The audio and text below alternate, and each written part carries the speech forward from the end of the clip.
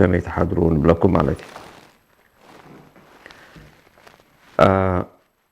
بارك كمتي استفر عليه سواد بمسج غيرهم زاروا ويكا فولي ملأختي لازم محلال فلنا بزعباتي زحلف جيزة تزاربنا قداي ناي أخصم سيدي تزاربلو رئيتو تات زهابلو قلمتات هالو حجي دمعتي أتقالينا تزاربنا I think بدحريقو بعلو سب قداي ونسلوزر له مالتيو نصوم كزاربلو يبلط بعلاتو مالتيو حجي اتي زقبانا قن احنا انتايو ابتو قدايتي زقبانا نقر انتايو زبلينا لو معتي حزنا متينا زلنا مالتيو كمسلمين نريو نقرات الله كمسلمين مالتيو حجي امونغو خلتي زي حبرتسب بفلاي حجي اب اقصم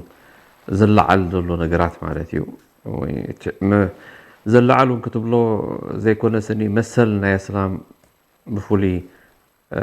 ترأيو كفتح كساب حجي زي قال له مخنيات نصيب زي بصحي وضرنا مالتي سلازي حجي بخمينا هنريو زلنا نتو قداي نحناون كمسلمين انتاي رئيتو لنا ابتي مرقصناون انتايو نزبلي مالتي نحنا كون زقبو مالتي كمسلمين ابزخون بوتا مالسي فولي بوتاتات አለው زي كل سب زي ونونو لابنت حجي اب مكه كابت حدا مخنياتات زقربو سني اب مكه بيت خرسيان كنقبرينا صحاتكم اب اقسم تغبرتهمكم زبل الرأي مالتي ميزاناو زي كون الرأي يزي يبحال مخنياتو ابت مكه زلو سبات نساتهم يمكحاتو زقبو امنتهم مكه زلو اب مكه زلو سبات كريستيان يبلو من اسلاميهم كلهم نمتى بيت خريستيان سرحال كمادي حجا اوس كسرحالني الكا كتزارب كلها سني و كريستيان دي لو دق تعدسني يلوم كريستيان كلهم اسلاميهم حجي او تدي يسرح حساب زي تسرحوني هم مالت ግን ኩባ አይኮነን ምክንያቱ ሚዛናዊ ይኮነን ሚዛናዊ قبلو زي كل ምክንያት ቀዳማይ እቶም ሰብ መካ ደቅ ተዓዲዮም ንሳቶም እንተ ደኣ ካል ሃይማኖት بجكا اسلمنا اللهم كوينو نتوم نتي منغست كله تعدي نتي منغستي كحتو زغبا مالتي احنا خمس نغبرينا يلو نتي منغستي حتتو نتي منغستي انتاي بلوم شعيري مالتي مخناتو دق عد سلازخونه يغبانا يزبلو ነገር اب تحت منغست له ناتوم ناي غزارسو منغست لهم ناتوم حزبيهم دق مريتيهم كلهم سلازي اساتهم بعلاتهم يم كفتحو زغبا مالتي ግን ንስኻ ኣብ ኣክሱም ይሃደለኻ እቶም ሰባት እዚኦም ሙስሊሚን ይኹኑ ሃይማኖቶም እንበር ካብኣቶም ሲ ካልኦቶም ንኮ ሃይማኖት ዘለዎም ኣለዉ ኣብ ተዓዲ ስለዚ ኣስላም ከም ደቂ ዓዲ ጌርካ ክትሪኦም ግባእካ መሰለኒ መጀመርያ ኣክል ንስኻ ናብ ትመጣጠር ናብ ካልእ ዓዲ ትኸይድ ናብ መካ ትብል ሓሳብ ሲ እንታይ ኣምፅኦ እዩ زي كيد نجر مالتي اوش فاتيكان مسجد كسرح لك تزارب فاتيكان مونتاي اسلام على ديتوشتي نايتا فاتيكان تبالكو ناي كاثوليك تاشميا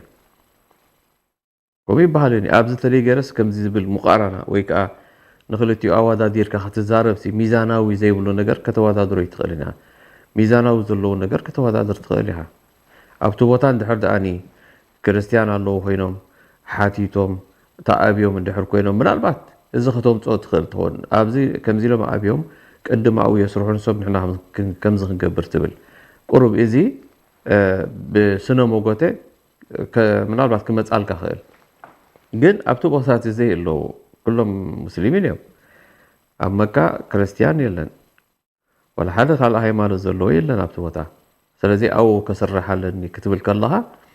كده ስራሕ ጎበዝ ተኾንካ ማለት እዩ حجتي عقل ناي ود سب اتي امرو ناي ود سب سي انتاي مالتي حجزي زبلو دلو حدا كوادادر زي كل ነገር አዋዳዲር ካስኒ ስለዚህ ኮውን እዝኻ አይኮውንኒ ንምባል ተገብሮ ኮንቱ ዝኾነ ጻዕሪ ይብል ማለት እዩ እዝኻ ብጣዕሚ ኣብ ጉድኣት ከብፅሕ ማለት ሕጂ ዘመን ወላ እውን ሕጂ ሓደ ነገር ተደይ ኮይኑ ኣለዎ ዘመን ኣለዎ ማለት እዩ ኩሉ ግዜ ስኻ ንሓደ ሕብረተሰብ እንዳጨቆምካዮ ብምስምስ ዘይከውን ነገር ማለት እዩ ብዘይከውን ኣዋዳዲርካ እዚ ቦታ እዚ መቀደስ እዩ ከምዚ እዩ ከምዚ ኢልካ ባዕልኻ ቅድስና ሂብካ ባዕልኻ ኩሉ ነገር ጌርካ ነቲ ካልእ ኣብቲ ቦታ ከምዘይነብር ወይ ከዓ ከምዘይምልከቶ እቲ ቦታትስ ከምዘይምልከቶ ጌርካ ክትዛረብ ግቡእ ኣይኮነን ምክንያቱ እቶም ደቂ ኣክሱም ዝበሃሉ እቲ ቦታ መሬቶም ይምልከቶም እዩ ናቶም እዩ ናይ ገዛ እቲ ሓወልቲ ናቶም እዩ እቲ ሃይማኖት ናቶም ክኸውን ኣይክእልን ክርስቲያን እኳ እዮም ነይሮም ኣቦታቶም ገለ ሕጂ መስሊሞም እኳ እዮም ናብ እስልምና ነዊሕ ዘመን ገይሮም ማለት እዩ ኣብ እስልምና ደቂ ደቆም መፅኦም ስለዚ እዚኦም ደቂ ተዓዲ ደቂ መሬት እዮም ክሓቱ ከለዉ ዝግብኦም ነገር ዝግባእ መልሲ ምሃብ ኣብዚ ሕጂ ዘለዎ ነገራት ኣይብፅሕን ማለት እዩ እንደገና ብሰላም ከንብሮ ምኽእል ሰላሙን ክገብሩ ክእል ማለት እዩ ንሕና ከም ሙስሊሚን እቲ ቀዳምነት አላህ እንተኣሽሙ ዝገበረና አላህ ስብሓን ወተዓላ ቀዳምነት ንሰላም እዩ ንሰላም ኢና ንሕና ንፅውዕ ማለት እዩ ኩናት ኣብ መንጎ እስላምን ክርስቲያንን ኣይንትምነየን ኢና ንሕና ከም ትምኒት ኣይንትምነየን ኢና ንዕኡ ስኒ ዘተምኒ ነገር የብልናን ማለት እዩ ወላ ኩናት እውን ኣይትተምነ እዩ ዝብለና ምስ ፀላኢ ክትዋጋእ ከፀላኢ ኣይትተምነዩ ምክንያቱ ኩናት ሰብ እዩ ዝበልዕ ብሰላም ክትፈትሑ ኩሉ ነገር ክትፍትን ኣለካ እቲ ኣብ እስልምና ናይ ኩናት ጉዳይ ልዕሊ ጥርዚ በቃ ፈፂሙ እንተኣሽሙ እንተኮይኑ ጥራሕ እዩ ንዕኡ ከማን ኣለዎ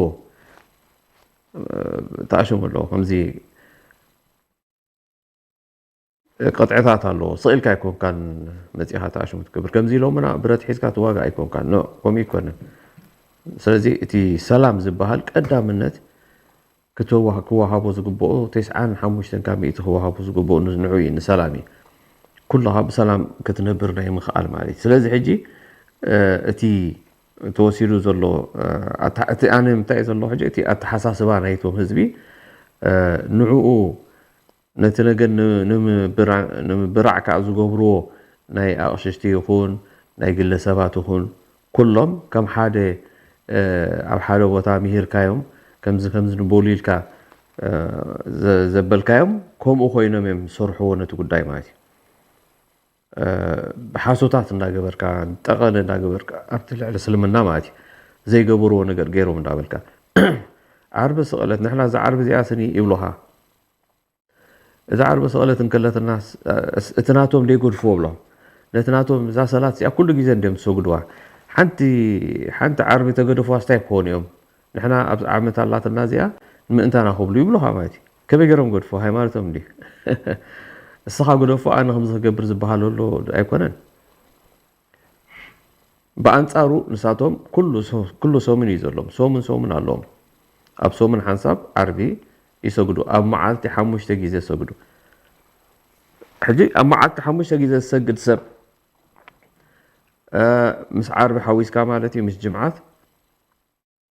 እስኻ ኣብ ዓመት መፂኻ ነታ እስኻ ክትገብራ ትደልያ ኣብ ዓመት እስኻ እዚ ኩሉ ክትገብሮ ዝፀናሕካ ሕጂ ደው ኣቡሎ ምእንታይ ክትብል እስኻ ደው ተብል ኣነ ሕጂ ገብር ዝበሃለሉ ስኒ ብጀካ ናይቲ ጭቆና ካልእ ገጽ ማለት እዩ ናይቲ ጭቆና ስኒ ሓደ ካብቲ ገጽ ናውቱ እዩ እዚ ኣዘራርባ ማለት እዩ ሰብ ሃይማኖቱ ክገብር ኣሎ ምክንያቱ ትፈልጦ ኢኻ ሰብ እዚ ዓመት ኣብ ወርሑ ኣብ ሶሙን ሲ ዓርቢ መዓልቲ መፂኦም ከም ዝሰግዱ ትፈልጥ ኢኻ ኣብቲ ግዜ መፂኦም ማይክሮፎን ከምዚ ገይሮም ኩሉ እዚ ሓሶታት እንድዩ እቲ ዝነበሮም ነገር እዮም ዝሶም ገይሮም ማለት እዩ ኣብቲ ዓርቢ መዓልቲ መፂኦም ሰጊዶም ማይክሮፎኖም ኣለዎም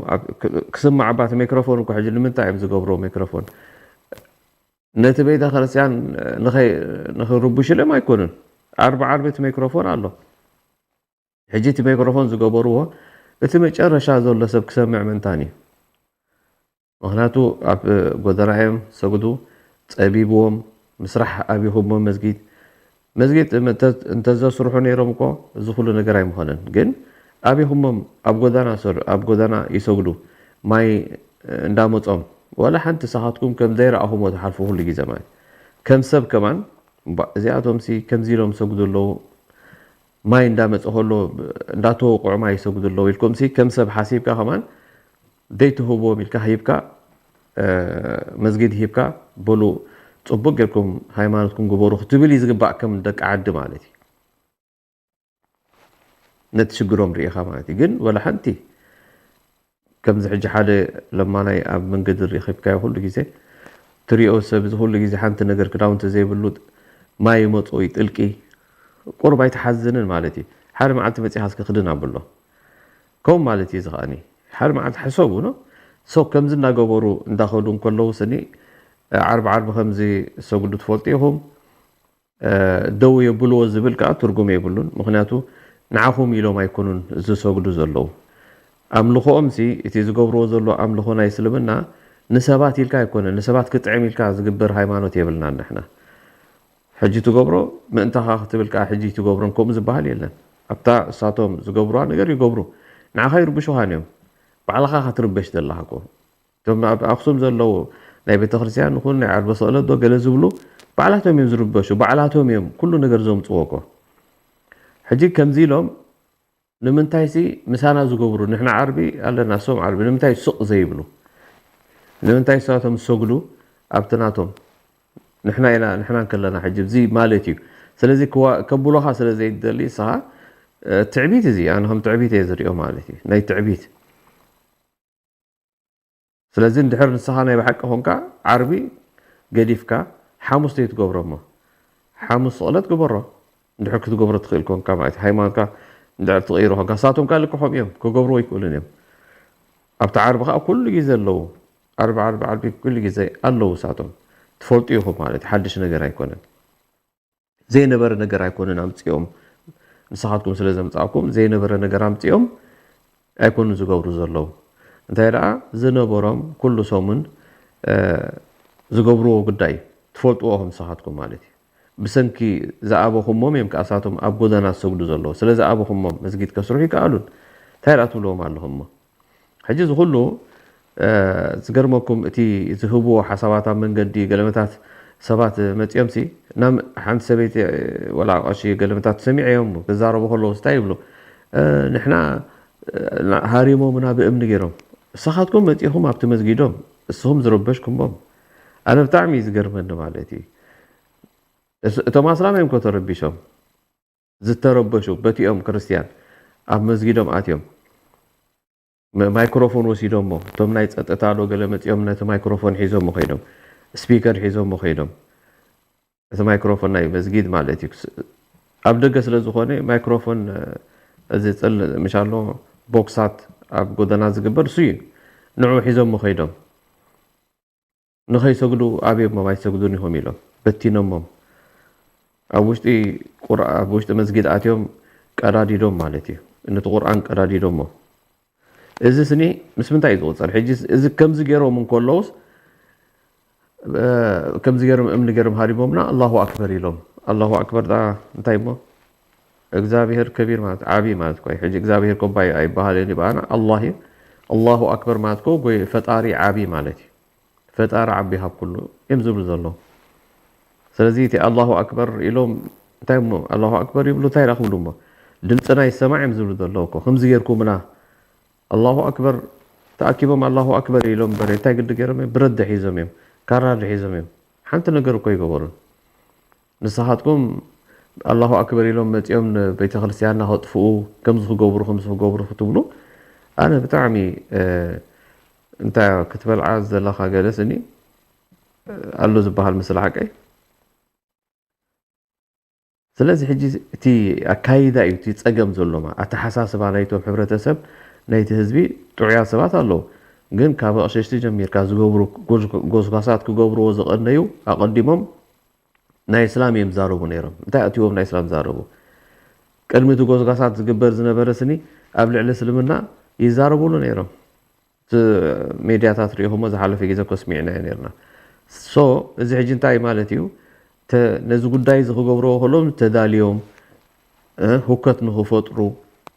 ነቲ እስላማይ ከኣኒ ልክዕ ኣብታ መዓልቶም ስለ ዝኸውን ዘሎ ከምዚ ንግበሮ ኢልካ ዝተገበረ ምዃኑ ማለት እዩ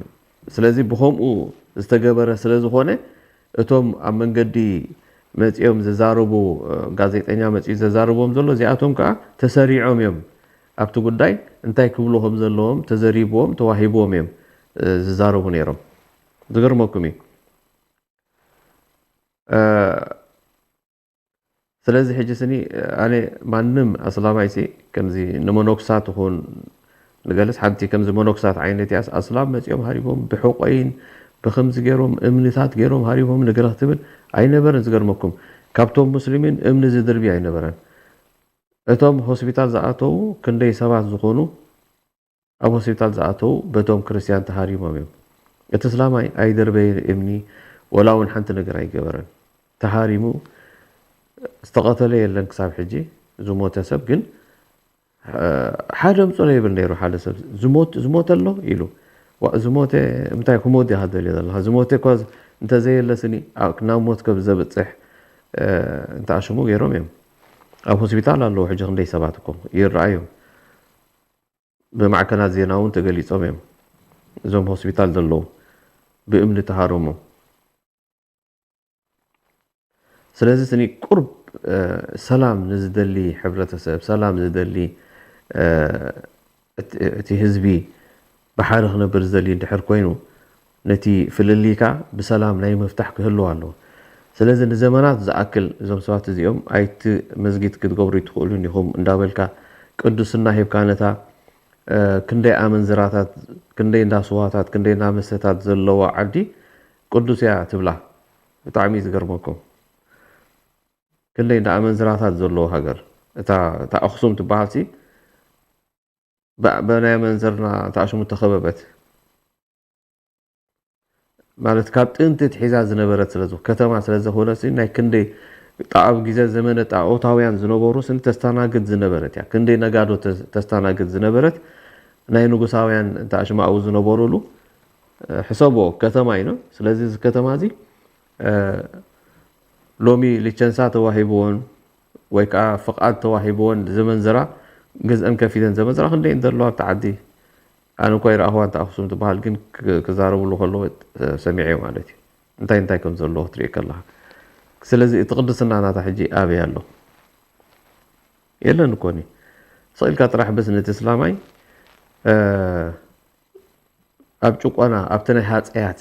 ይጥዕሞም ኣሎ እቲ ከምዚ ነቲ ናይ ሃፀያት ዝሓለፈ ስኒ ይዝከሮም ትዝታ ኣለዎም እቲ ናይ ሃፀያት ኣብ ልዕሊ እስላም ዝገበርዎም ከምኡ ክደግሙ ይፅዕሩ ማለት እዮም ብዝተፈላለየ ነገራት ብውሽጢ ውሽጢ ይኹን በካይዶኦም እንድሕር ሪኢኻ ናብኡ ገፆም ዝኸይድ ብዙሕ ነገር እዩ ዘለዎ ምልክታት ማለት እዩ እዚ ግን ነቲ ሙስሊም ሕብረተሰብ በዳሂ ኮይኑ ግን ማለት እቲ ሙስሊም ሕብረተሰብ እውን ነካ ብስልምንኡ ፍንክት ዝብል ነገር ኣይኮነን በዚ ዓይነታት በዚ ከምዚ ሒዙ ዝገብሮ ዘለዉ ኣዛ ከቲር ኢሉ ሕጂ ሳቶም ኣላህ ስብሓነ ወተዓላ ስኒ ወላ ነጊርና ማለት እዩ እቲ ሶም ዝገብሮ ኣዛ ወይ ከዓኒ ዝገብሮ ኣብ ልዕሊ ሙስሊሚን ኣዛ ጉድኣታት መዓት እዩ ደው ከማና ይብልን ኢሎም ደው ዝብል ኣይኮነን ኩሉ ግዜ እዮም ዝገብሩ መስጊድ ይገብሩልካ ይኽልኩሉኻ ሓንቲ ነገር በቃ ብጣዕሚ እቲ ንሕና ዝነበርናሉ ክሳብቲ ዘመን ኣቦታትና ሓሊፎም ሞስኒ ንሕና እውን መፂናስ ወላ ኣብቲ ግዜ ደርጊ ዝነበርናሉ ግዜ ስኒ ከምኡ ነይሩ ዝገርመኩም ኣብ ኩሉ ኳ ኣብ ኩሉ ቦታ እዚ ምድሪ ሓበሻ ዝበሃል ማለት እዩ ብጠቕላላ መስጊድ ኣይትሰርሑ እንዳበልካ ናይ ምኽልካል እቶም ኢንጂነርታት መብዛሕትኦም ሰብ ስለ ዝነበሩ ንሳቶም ይኽልክልዎ ሓደ ኢንጂነር ይኽልክሎ ስልጣን ስለ ዘለዎ ማለት እዩ ነቲ ስልጣን ተጠቒሞም ኩሉ ግዜ እታ ናይ ኦርቶዶክስ ቤተክርስትያን ነዚታት እንዳተጠቐመት ብዙሕ ትገብር ስለዚ ከም ሰላም ዝኣመሰለ ነገር የለን ሰብ ድሌቱ ይእመን ናይ ገዛ ርእሱ እምነቱ ስኒ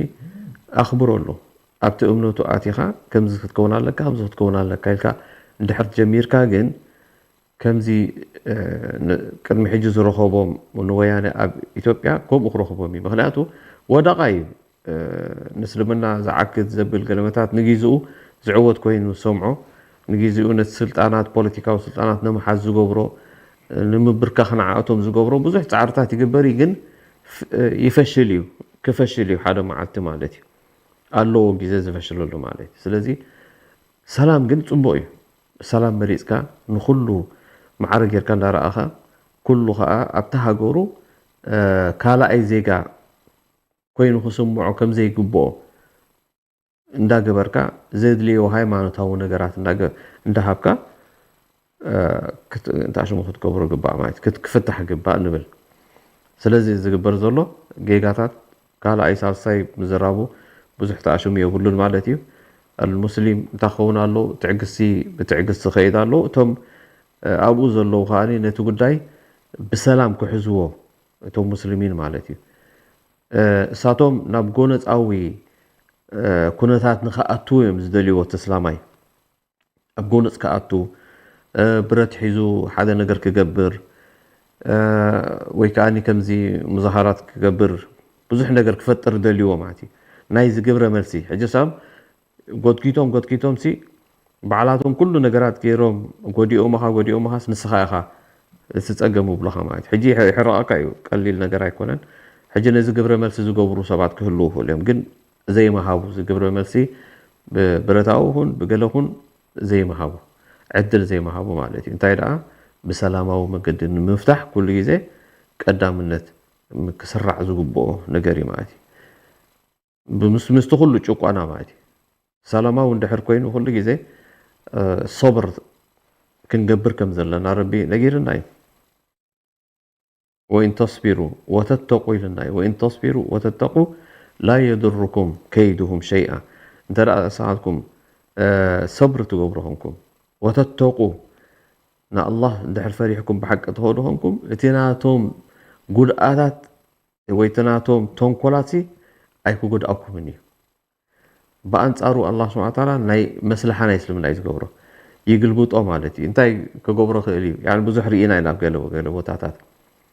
كاباتهم توم قندي يمسلمو نسلمنا عبي قداتات كورو ديلهم عبيت مصيحتات افلام زسرحو زنبرو نسلمنا هو قد إلهم تذكروهم كابتم فيلمتات زغبرو بكارتون غيرهم للنبي محمد صلى الله عليه وسلم كتصاروا فيلم كم زغبرو زنبرو زمسلم الله حجسني اتي مفراس نايتا هايمانوت كم زي بقالسي يكونن كم زي تواقيكا قلمتات ايكونن لومي اسلمنا بناي اتي زي بلو نيكلوراوي اسلام هاجرات زي بلن ببرتاوي دخومات هاجرات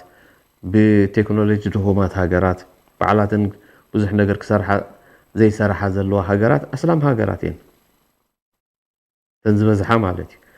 نجر قل تسلمنا هايمانوتي اتناي بوتيكا وقدوفو حجي تسلمنا قن استوم هرونا يسلمنا قن أبعال أمريكا أتيو أبعال دي سي سنيز قرمكم واشنطن دي سي أب حالة بوتالو نيغروت راح زنبرولو تسلمتي اتي ناي بوليس ناي تعدس مقصصار سي انو نتو بوتا مخنياتو تفولتيهم توم تسلمت خمي ينبرو أب أمريكاوين تسلمتهم بحال كله معتي أب أتوم سي أبالاشوا بيلوم بمخدرات غيرهم بموسيقى تابتو قال بزح نجارات سرقي قال بزح نجارات سلازي حجي زي حبرتسب زي أبتو بوتا كمان خاطو بوليسي يفرحي أي أوتوني بوليس نعونو مقصصار مالتي زفرح بوتا تواهيلو تصواعي زقربكم أبتو بوتا سني اسلمنا عاتيو نتي حبرتسب أعوذ الله أبتو سنة عامتات تغيروا حبرتسب سلازي تمنقستو بتي كله خيلتون بت كله ناي سيكوريتي ميلاتاتن سي نتبوتا قطاطرو زي كالي اسلمنا متينو توم حزب كلهم أعريوهم والله سلازي أعريوهم سي كابتي زنبرو طبيعاتن قالن وطيهم سي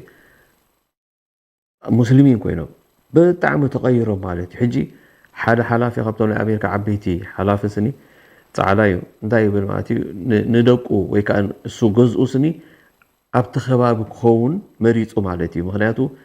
سلام زخونه بوتا كاب كله سو تواهيل حجي بسنكتاي اسلمنا اتيو سلازي اسلمنا ناي سلامي እስልምና ናይ ሰላም ምዃኑ ስለ ዝፈልጡ እዮም ከዓ ኩሉ ግዜ ናብ ተኣሽሙ ናብ ጎነፃዊ ክንከይድ ዝደልዩና ማለት እዩ ናብ ጎነፃዊ ነገር ንክንከይድ ንሳቶም እዮም ነቲ ሕብረተሰብ ተኣሽሙ ዝገብሩ ዝጉስጉስዎ ማለት እዩ ጎነፃዊ ኮይኑ ምእንታና ሰላም ክርከብ ብጎነፅ ምእንታን ክፍለጥ رأيهم كم زجيرهم يلام شعور نتيسهم زجبرو كجبرو زدليم زلوا قفعتات شعور تطحت بايتا فتير اللهم مالتي شعور بولهم أبلهم قالن دابلك شعور تعشوا هون كم زيتات سلزلوا نحن تعال قبر لنا الإسلام والله أب كل وتهاتي أب كل وتهاتي يسلم الناس ني زغير هايمانوتي نخلو حبرة سبك غير زغيري سلزي الله سبحانه وتعالى تي نعمة ناي تسلمنا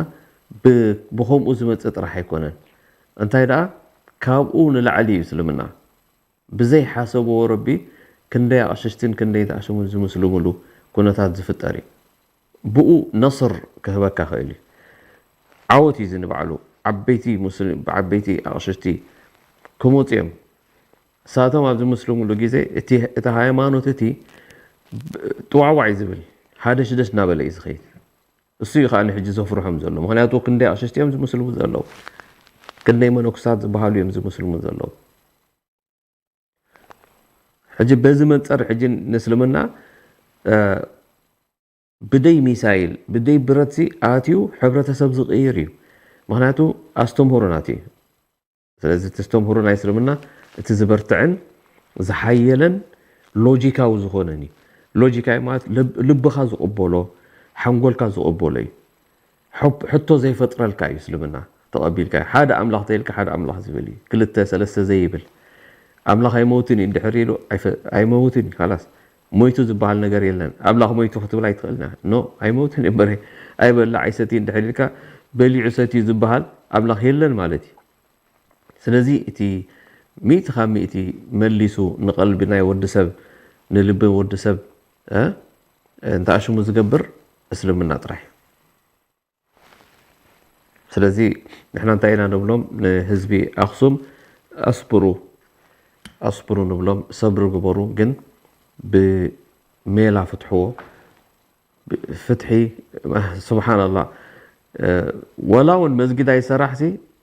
እቲ ህዝቢ ኣክሱም ንባዕሉ እንዳበዝሐ ይኸይድ ኣሎ ተስላማይ ካብ ሻርዕ ይበፅዩ ውሕድ ዝነበረ ብሓንቲ መስጊድ ዝሰግድ ዝነበረ ሕጂ ኣብ ሻርዕ ዝወፅእ ዘሎ ኣብ ጎደና ይሰግድ ዘሎ ምክንያቱ እንዳበዝሐ ይኸይድ ኣሎ እቲ ህዝቢ ኣክሱም ጥራሕ እዩ ስለዚ እቶም ክርስቲያን ኣብኡ ዘለው ይቕየሩ ኣለዎ ማለት እዮም ስለዚ እንሻ አላህ በዚ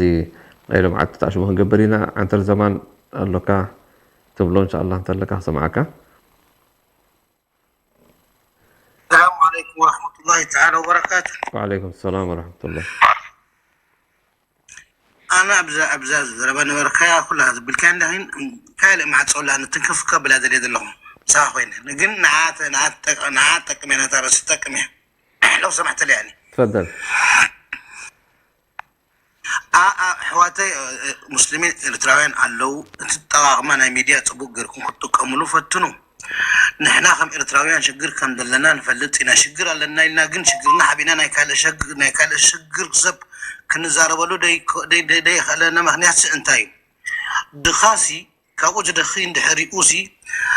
نعوي نفسه قدي فسنة خل أي دخا كعري كلوسي دبلت تما ينبري كنزي نحنا مشاكل لنا مو نحنا قدام لنا مو أي ملكتنا نيتم قدام إسلام بابا أقسم دلوري ننظر غلط ثم غلط ثم غلط خطأ أو كيس شجرة لك قلنا تشجرة خميت السخابين خفي شجرة ترخيب الله تقول كل خازين أنت عملت إيش عرف عملت إيثار يعني خليت مشاكلك عملت إيثار وهذا أكبر أجر ناتكا شجر ندال لك فريد كاس الدين كابيش دو خمقوم كلا خلوهم ندزاروا لهم من اللي بزعوهم تزاري بسي انت إسلامي يقعد يزارب لهم في بعض الناس قاعد يستقل الميديا نحن مشاكل كلنا كانوا مشاكل كما يقولكم تاعتكم سروات لكم مسلمين لكم ثلاثه ما انا اعرف كل فلتنا هذا يعني ان انا ما اوقف مع المظلوم ايا كان مظلوم ده يا جماعه المظلوم ما في ديانه المظلوم ما توقف مع المظلوم دائما اخوانا قد المظلومين شايفوا انت ما مظلومين انت مظلوم اوكي قدر مظلومك. يعني انت بغض النظر باختلاف اي شيء، احنا ما تكلمنا عن ظلمنا، ده ضعف مننا، وهل ضعفنا يمنعنا ان نتكلم عن مظالم اخرى؟ يا جماعه اتقوا الله في نفسكم، ما يعني لا تبثوا سموم. يا اخي اسكت اذا ما قادر تسد.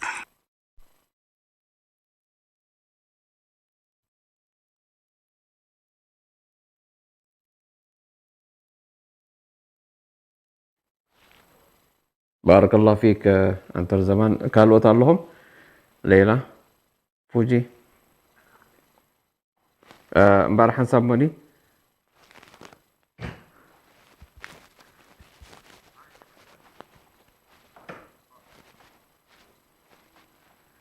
طيب السلام عليكم ورحمة الله وبركاته. كبرات تخطاتلتنا إلى معتي بزودينا لنا زبز الله سوم كسام نرحب دحان كونوا. السلام عليكم ورحمة الله وبركاته.